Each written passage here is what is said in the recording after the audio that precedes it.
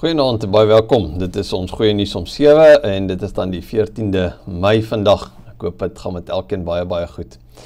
Ons is besig met so 'n kort reeksie bietjie oor die verbondsark en ons het verlede week na 'n klompie dinge gekyk rondom die ark self, sommer net waar hy vandaan kom en wat was alles in hom gewees en hoe groot was hy en dis meer, so gaan kyk dit gerus as jy wil. Maar vanaand kyk ons nou 'n bietjie wat het verder gebeur. Nou ons gaan eintlik so 'n hele entjie aanskuif met die geskiedenis van die ark.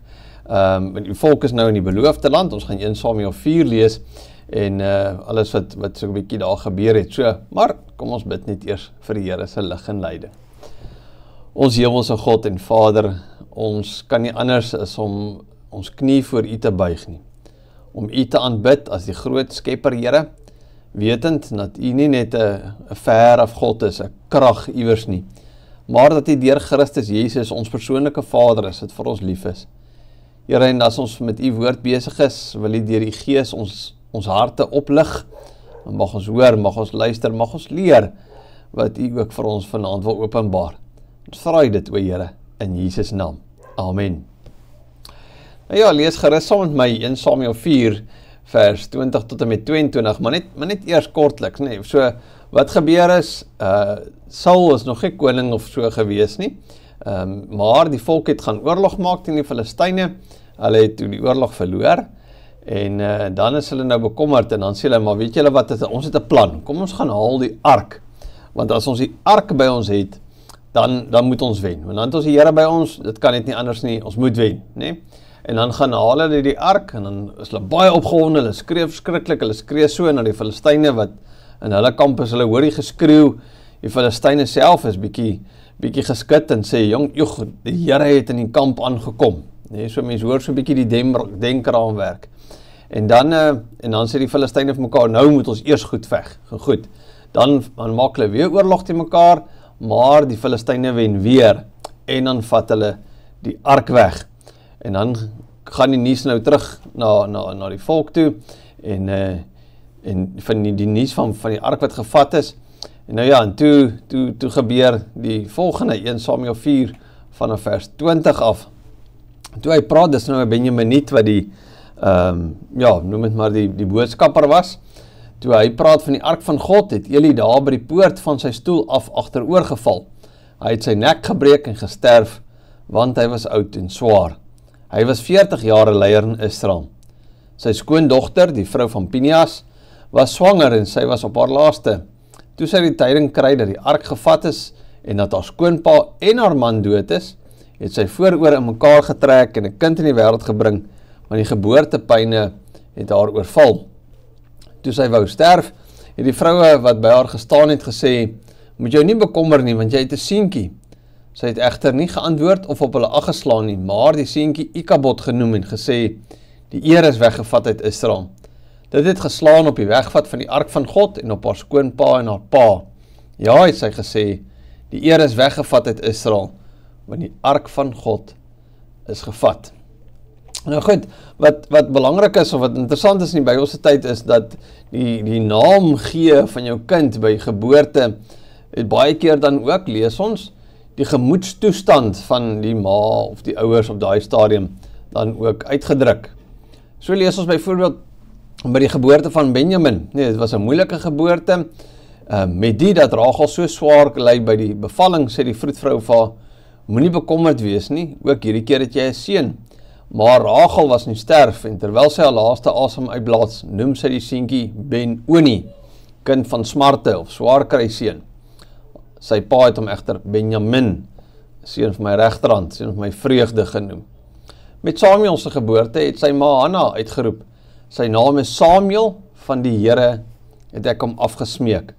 En nou lees ons in die gedeelte wat ons vandag raak gelees het, is dat toe Eli se skoondogter Pinias se vrou, toe sy van skok en kraam gaan, dan noem sy die seentjie Ikabod.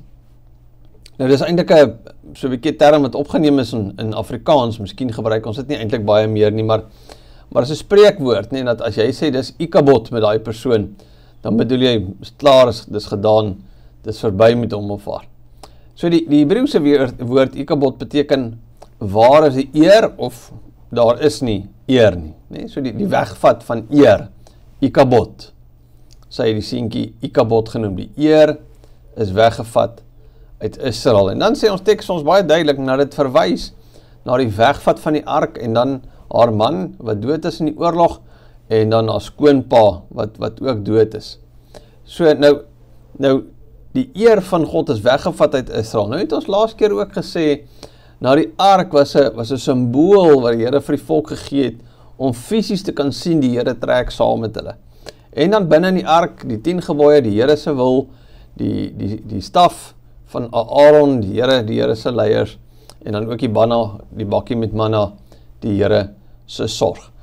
Maar deur die eeue het Israel nou eintlik al vervreem geraak van die Here, begin om ander gode te aanbid en dies meer. En toe het die ark was nie meer net 'n simbool van die teenwoordigheid van die Here nie. Die ark en die teenwoordigheid van God was eintlik so 'n bietjie dieselfde ding. Daar waar die ark is, daar is die Here. En so is 'n alomteenwoordigende God verskraal tot 'n plaaslike God. Nee, en dis presies, as die Filistyne skree, nadat die ark in die kamp van die Israeliete aangekom het, dan sê hulle, maar die Here het nou daar aangekom. Nee, so die Israeliete het presies daai siening oorgeneem. Die Here is nou daar, die ark is nou daar, so die Here is daar. As die arkie daar is nie, is die Here nie daar nie. Nou goed, ons gaan later met die volgende keer kyk wat gebeur met die Filistyne, wat nou die ark gevat het, en dan dink hulle kan daarmee, want in hulle kop het hulle God nou die aard van die saak, die God van Israel gewen, want hulle het die ark gevat, so ons het God gevat, so nou vat ons vir God, en ons gaan sit hom in ons eie tempel, maar ons sal volgende keer 'n bietjie daaroor praat. So die ark van God is 'n simbool van die Here se teenwoordigheid, en die teenwoordigheid was vir Israel dieselfde ding. En daarom, die Here laat nie so met hom maak nie, en daarom wat hy dan ook eenvoudig toelaat, dat Israel die oorlog verloor, en dat die ark buitgemaak was. Nou, Eli was toe nou al 98 jaar oud, hy sit in Silo op 'n stoel langs die pad, op daai stadium is dit presies waar die ark dan ook gehou was, en hy wag vir nuus van die slagveld af. Hy is bekommerd, en gaan lees maar die gedeelte, hy was bekommerd oor die ark van God. Baie interessant, dat die oorlog en al die dinge wat rondom dit is, hy is bekommerd oor die ark van God. So 'n merkwaardige stelling wat die Bybel maak, want Eli was nie iemand wat sommer net bekommerd geraak het nie. Hoekom sê ons so? Toe sy seuns die vet en die beste vleis van die offerdiere, want sy seuns was priesters, toe hulle die beste deel van die vet en die offerdiere vir hulle self gevat het, en op so 'n manier eintlik die agting van die volk verloor het, toe het Eli nie bekommerd geraak nie. Toe sy seuns by die vrouens wat diens doen by die ingang van die tabernakel, toe sy seuns by hulle begin slaap het Eli nie bekommerd geraak nie. Toe sy seuns die vloek oor hulle gebring het, omdat hy wat Eli is, hulle nie bestraf het nie, was hy nie bekommerd nie. Toe Samuel hom vertel van die oordeel oor die huis, 1 Samuel 3, het klein Samuel vir Eli gaan sê, die Here bring 'n vloek oor jou huis as gevolg van dit wat jou seuns doen, dan sê hy bloot, hy is die Here, hy kan maak soos wat hy wil. So dit klink nie asof Eli sommer iemand was wat bekommerd geraak het nie, maar nou is hy bekommerd oor die ark van God. Hierdie houtkis wat oorgetrek was vir goud, het hom meer bekommerd as die ongehoorsaamheid van sy seuns. Ons sien met ander woorde selfs by Eli iets van 'n wanpersepsie oor die ark. Nee, dat dit nie meer gaan oor 'n verhouding van die Here met sy volk nie, maar oor hierdie houtkis wat met goud oorgetrek is. En as die Benjaminiet, die boodskapper vir hom sê, Israel moes vlug, die volk het swaar verliese gelei, 2 seuns, Hofni en Pinias is dood, en die ark van God is ook gevat, dan val hy agteroor van skok, hy breek sy nek, en hy sterf. Want saam met dit was hy oud en swaar, en stoele het nou nie ruggelenings gehad nie. So op so 'n manier kom maar eintlik ook 'n einde aan die leierskap in Israel, want Eli was 40 jaar lank was hy 'n leier gewees, en daarmee skryf die Here eintlik Ikabod oor die regering van die volk. Maar iemand anders kry ook 'n doodskrik. Nee, 'n swanger vrou, sy skoondogter, op haar laaste, Eli, sy skoondogter Pinias se vrou, en die Bybel sê haar skok gaan oor 3 dinge, dit gaan oor die ark, haar skoonpa en haar man. Toe sy die tyding kry, toe sterf sy, en opmerklik, dat ook deel van haar dood die feit is, na die ark gevat is. Maar net voor sy dan sterf, haar seentjie die naam Ikabod, die eer is weggevat uit Israel. Is asof hierdie vrou in haar sterwensuur eintlik 'n profetes word. Die eer is weggevat. Sonder die ark is Israel eerloos, Ikabod klaar gedaan, toekomsloos. So die Here het eintlik Ikabod oor die regering geskryf. Elia is dood, Ikabod oor haar gesin geskryf. Haar man is dood en sy is besig om te sterwe, sy laat 'n weeskind agter. Hy het Ikabod oor die kerk as jy wil geskryf, of nie, Pinias is dood, die ark is gevat. En dis eintlik maar net eenvoudig alles die eindresultaat, die gevolge van vormgodsdiens. Dat hulle vasgehou het aan vorms en aan dinge, maar regtig 'n verhouding met die Here, dit het nie bestaan nie. En dit het gevolge. Dit maak Ikabod die eindresultaat dat hulle meer bekommerd is oor aardse goed as oor die verhouding met die Here. En dan sou ons kan sê dis eintlik 'n donker boodskap, nie waar nie. Want as die regering en as die kerk in Israel platval, wat gaan nou word, nee? Is asof Israel net vir die hoeveelste keer en vorentoe nog baie kere by 'n doodloopstraat kom. Maar dan kom Samuel wat groot geword het in die tempel, wat groot geword het by Eli. Hy kom op die toneel en dan ervaar Israel weer iets van 'n nuwe lewe. Samuel 'n goeie leier en dan word Saul weer aangestel en dan gaan dit weer sleg en dan kom Dawid en dan sal weer nuwe lewe en so gaan dit. Maar daar is 'n ander evangelie in hierdie teks en dit is nog altyd ons goeie nuus. En dit is na die Here Ikabod geskryf het oor sy eie seun daar op Golgotha.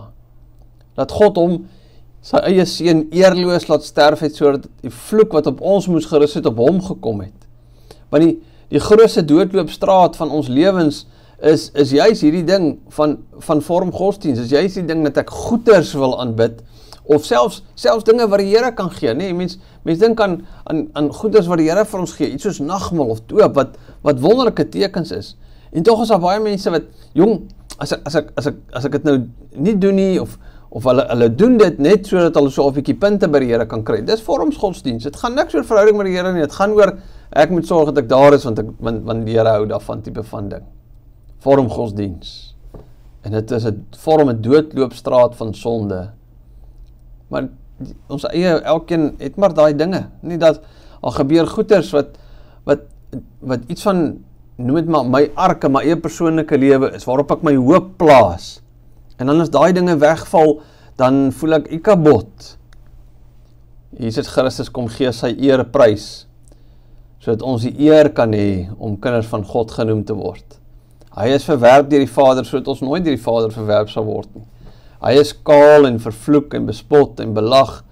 Hy daar gehang aan die kruis, Ikabod in die ergste vorm, sodat ons nooit meer die naam Ikabod sal kry nie. Dit beteken dat dit wat ek is, het Jesus geword. Hy die moordenaar, die bedrieger, die egbreker, die leenaar, die dief, die vormgodsdiens, alles wat ek is, het hy geword. Hy het my boek vir sy rekening gevat en ons sy boek gegee. Hy word ons Ikabod, sodat ons eervol in die Vader se oë sy seun en sy dogter kan wees. En dit is belangrik om te weet dat ons hierdie drie enige God met hart en siel kan aanbid. Nie net 'n klomp uiterlike dinge doen en dink die Here is daarmee tevrede nie. Dit help niks. Ja, maar wanneer ek regtig besef wat Jesus vir my kom doen het, dan wil ek 'n verhouding met hom hê. Dan is 'n verhouding met die Here, dan's dit my eerste.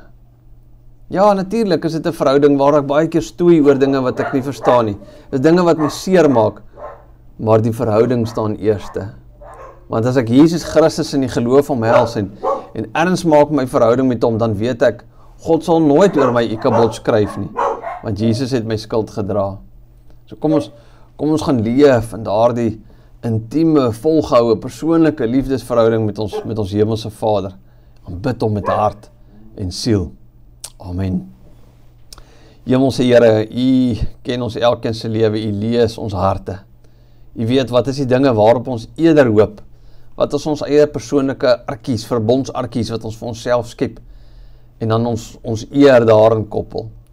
Mag U ons altyd terugbring, terugroep na 'n verhouding met U deur Christus Jesus, 'n verhouding wat heerlik en intiem is en 'n verhouding wat ewig is. Mag ons altyd Here net daai ander dinge wat so maklik ons hoop kom steel en ons fokus wil aftrek van U af, wil U dit verwyder, sodat ons kan weet, U alleen is ons Here en ons God, die Almagtige, ons Vader wat vir ons lief is. Amen. Baie dankie, volgende week gaan ons dan verder, kyk ons wat gebeur verder met die ark. Groetnis.